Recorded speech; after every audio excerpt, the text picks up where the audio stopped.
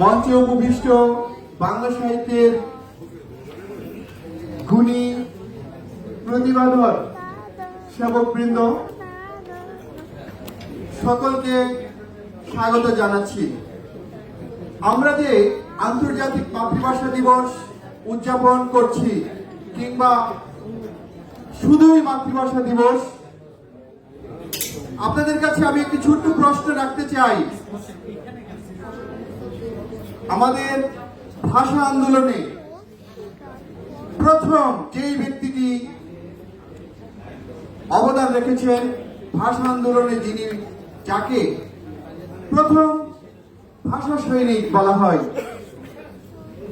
এই ব্যক্তিটির নাম কি?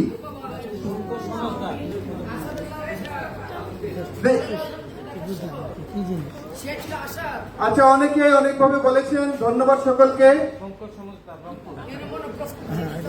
1948 সালের 25 আগস্ট পাকিস্তান গণ পরিষদের অধীনে উর্দু এবং ইংরেজির পাশাপাশি সকল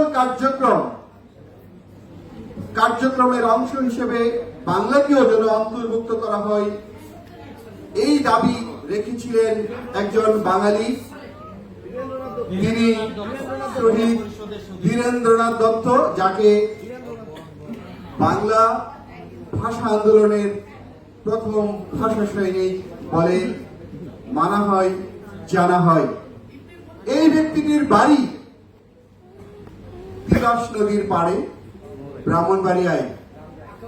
আজকে আমরা যার আমন্ত্রণে এখানে উপস্থিত হয়েছি, স্বাধীন বাংলা সাহিত্য পরিষদের নির্বাহী পরিচালক, প্রতিষ্ঠাতা, কবি, সংগঠক, সম্পাদক কে এম সফর আলী, উনার বাড়িও কিন্তু ব্রাহ্মণবাড়িয়া।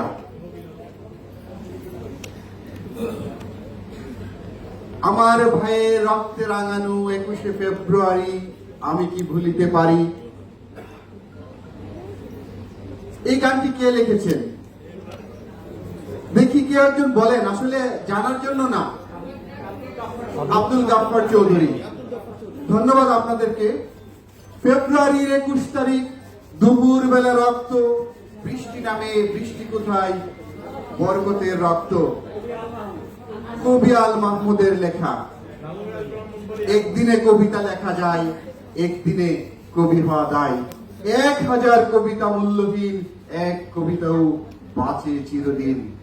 কবি আল মাহমুদ যেই কবিতা লিখেছেন, আব্দুল গাফফার চৌধুরী যে গান কিংবা কবিতা লিখেছেন, আমরা যদি এমন একটি কবিতা লিখতে না পারি, আমাদের সাহিত্য সাধনা, আমাদের চর্চা বৃথা।